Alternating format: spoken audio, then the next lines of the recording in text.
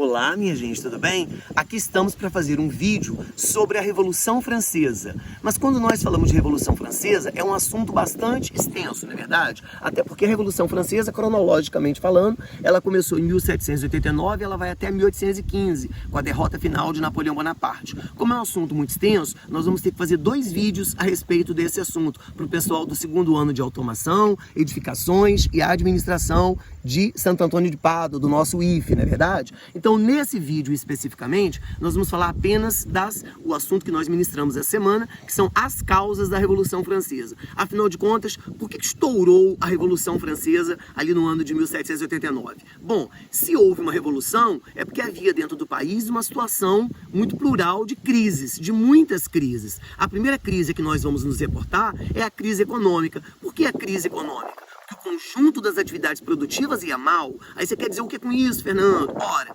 primeiro a agricultura francesa passou por um longo período de estiagem, pelo menos 3 anos seguidos de muita seca, ali nos anos 70 do século XVIII. Depois vieram 2 anos consecutivos de muitas chuvas. E aí a agricultura francesa não resistiu. E é um país que dependia e depende ainda hoje muito em sua economia da agricultura. O trigo, particularmente, como grande produto, como produto líder desse processo. Se você tem uma agricultura que começa a dar sinais de queda de produtividade, se o trigo é o principal produto, então o preço do trigo disparou no mercado. Se o preço do trigo dispara, até mesmo o famoso pãozinho francês fica muito caro. Há uma crise de abastecimento, há uma crise alimentar no país, e isso gera fome. Se isso já não fosse problema, tem outro problema para ser considerado também. A agricultura francesa ainda era uma agricultura bastante primitiva do ponto de vista tecnológico, ainda era muito precarizada a forma de utilização do solo, de aração do solo, da utilização do próprio arado, a maneira de atrelar o arado na barriga do boi, como era ainda na Idade Média. Isso em pleno século XVIII não houvera sido superado na França. Então há uma produtividade baixa, porque a tecnologia produtiva também é tecnologia muito ineficiente, né? Ineficaz. E outro ponto é a gente pensar que a outra atividade que não é agricultura, poderíamos pensar nas manufaturas, mas o produto francês ainda é manufaturado nas pequenas cidades, né? Ou nas grandes, como Paris, Saint-Étienne e Bordeaux. Mas esses produtos são, repito, manufaturados, feitos à mão, quase artesanal. Enquanto que o produto inglês, a essa altura do campeonato, já é um produto produzido pela fábrica, já é um produto industrializado, porque a Inglaterra realizou a Revolução Industrial. Quando os produtos ingleses entram, os produtos ingleses são produtos em larga escala, de boa qualidade, produzidos em grande proporção, e são produtos infinitamente mais baratos. Isso compromete as manufaturas francesas, que vão fechando suas portas e deixando os donos das manufaturas desempregados e, pior ainda, seus empregados também dispensados. Avolumavam-se pessoas desempregadas, pessoas em situação de fome, em situação de penúria, perambulando nas cidades francesas.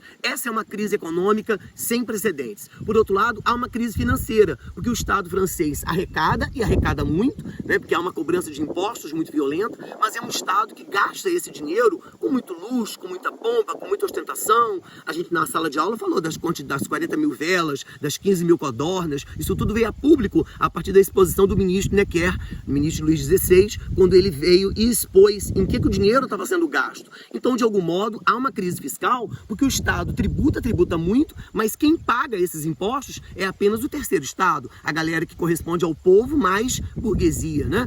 O pessoal do clero, a galera ligada à nobreza não paga impostos. A ideia era que o clero não paga, porque quem serve a Deus não paga o homem, e a nobreza não paga pelo privilégio de nascimento, pelo privilégio do sobrenome, enquanto que os homens não abastados são obrigados a pagar todo tipo de impostos. Então, o Estado francês precisa arrecadar, mas ele já não tem mais de quem e de onde arrecadar. E sempre sobra aquela ideia de que se o Estado gastou tanto, arrecadou tanto, deveria ter voltado para a sociedade na forma de uma prestação de serviço. Mas isso não acontecia. O Estado francês arrecadava, tributava, mas não distribuía e nem, de algum modo, devolvia em qualidade de serviço para a população. Esses são alguns problemas. Por outro lado, há uma crise social também, porque há uma fome generalizada no país, a pobreza se alastrava e há uma crise social, porque o dito terceiro Estado, que a gente falou aqui que é a burguesia mais o povo, estão extremamente esgotados desse sistema de pagamento, né? Há uma crise social porque a pobreza se alastrou, manufatureiros que fecharam suas portas, agricultores falidos, população urbana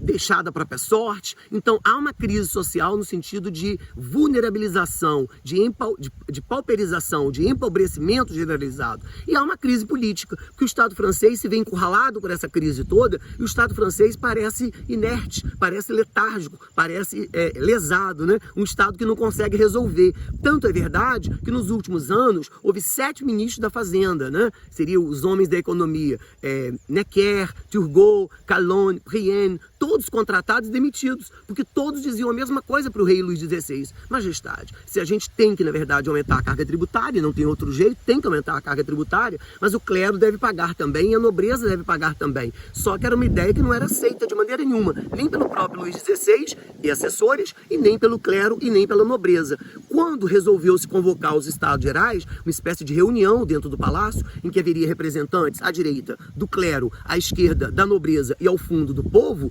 quando foi exposta a ideia de que haveria cobrança de impostos, também foi dito que, como que nós vamos votar isso? Ora, o clero e a nobreza queriam dizer, vamos votar por Estado, um voto do clero, um voto da nobreza, um voto do povo, vai dar 2-1. O povo começou a gritar, os representantes do povo ao fundo começam a dizer o que? Não, não, não, o voto tem que ser por cabeça, o voto tem que ser per capita, porque per capita a quantidade de representantes do povo é muito maior do que a quantidade do clero e da nobreza. O clero e a nobreza não aceitam isso, se retiram da sala, o povo, os representantes do povo ficam lá dentro e dizem que só vão sair lá de dentro quando for votada uma Constituição e quando esse regime tributário for legitimamente definido, porque não é justo que um pague e o outro não pague. Afinal de contas, quais são os lemas da Revolução Francesa? Igualdade, liberdade e fraternidade. Vamos nos atentar para a ideia da igualdade, igualdade jurídica. Se todos os homens somos e devemos e deveremos ser iguais perante a lei, não pode haver privilégio de nascimento. Se haverá de ter carga tributária, que todos paguem, porque todos são os mesmos cidadãos de um mesmo país chamado França. E por último, lembrar a influência das ideias iluministas, a influência das ideias de Voltaire, Montesquieu, Rousseau, que pregavam abertamente a ideia da liberdade individual, da igualdade jurídica e de uma sociedade mais fraterna e solidária em relação aos seus volumes de pobres, por exemplo,